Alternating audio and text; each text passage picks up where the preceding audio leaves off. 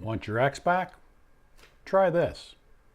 Hey folks, Jim Miller helping you find and keep the love of your life and write a better love story. I'm going to ask if you're new to this channel, hit the subscribe button, tick the bell icon. That way you'll be notified whenever I upload new videos. Also would like to ask you to give me a thumbs up and leave a comment in the section below the video. Certainly appreciate it. Help me grow the channel. But let's get into the content. So you want your ex back. Well, try this. You know, there's a lot of advice out there about getting your ex back. There's a lot of things. There's a lot of factors to take into consideration. And know this, first of all, people. No two people are alike. No breakups are alike. Relationships are all different. I mean, there are some general guidelines that kind of go across all aisles. But for the most part, you know, breakups are different and relationships are different and people are different. But there are some things that you can do. The movies, generally speaking, have it wrong. You know, some of the times you see the movies that or romance novels where the couple breaks up and the guy or the girl is very persistent and they basically bug their ex into coming back. And eventually they fall into each other's arms in a mad, passionate love at the end of the movie, and they live happily ever after. Usually I'd love to see a sequel to that movie a couple weeks down the road to see where they are, if that lasted or if that worked. That's the movies, folks. That's fiction, and that's what we go for. It's fantasy, and we go to watch that. And that's kind of what we want. But real life is a little bit different. You know, most people, when they are broken up with, go into panic mode. I think maybe many of you know exactly what I mean when I say panic mode. You get very desperate. You get panicky. You do just about anything to get this person back into your life. And that's the wrong mindset to have, unfortunately. It's kind of natural. It's very natural. Doesn't mean it's wrong. It's not bad. It's where you are. And most people fall into that category. But one thing that you need to do is to walk away and don't look back. Well, wait a minute, Jim, we're talking about getting an ex back. How the hell is that? Walking away and not looking back does not mean that you have to give up on the hopes that someday you'll be able to make this work, or somewhere down the road you might be able to get this thing to work. Okay? Walk away, meaning don't spend all of your energy worrying about it. Try and get yourself out of panic mode. Try and take a little bit of time to yourself. This serves a couple of purposes. You hear a lot of talk about the no contact rule, and there's a lot of people out there that talk about the no contact rule, and it's a very effective tool, not only for getting your ex back, but also for getting yourself back, for helping to grow yourself. If you know you're not going to talk to somebody for a period of time, then you know that you can spend that time and concentrate on yourself. Again, in panic mode, all you're thinking about is your ex, and you're thinking about your next move and how you're going to bring this thing around, or you're going to try and fix it. And if you're anything like me, fixing shit just doesn't work that well.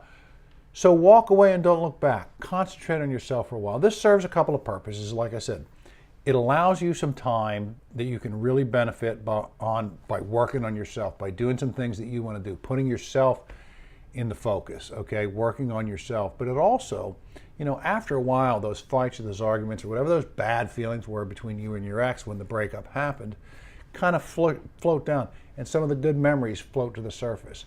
Your ex needs to experience life without you. If your ex broke up with you, they basically said, I don't want you in my life.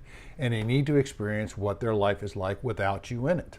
That means if you've broken up, this is why no contact is a good idea. This is why you should walk away and not look back.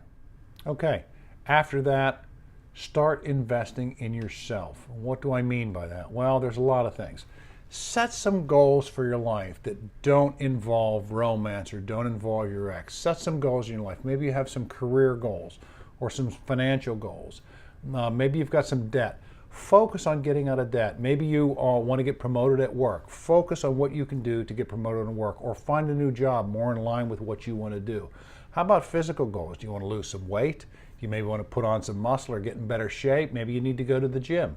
Maybe you need to start eating better. Maybe you need to do things like this if this is important to you. Maybe you want to learn something. I was broken up. I bought a guitar because I wanted to learn how to play it. I mean, I tried to learn how to play it. I haven't taken any lessons or anything. But I enjoyed doing it. It took some time, and it helped me to spend some time. Self-improvement and investing in yourself is always worth it, never a waste of time. When I was broken up some time back, my girlfriend and I were broken up some time back, and I was able to win her back. We were able to get back together, and it's better than ever now. But I set out on a course while we were broken up of self-improvement. I wasn't trying to change myself for her. I was trying to change myself for me. There were some things about me that I just didn't like and I wanted to change. And I set about working on changing those things. I did lose a few pounds, although I'm starting to put them back on.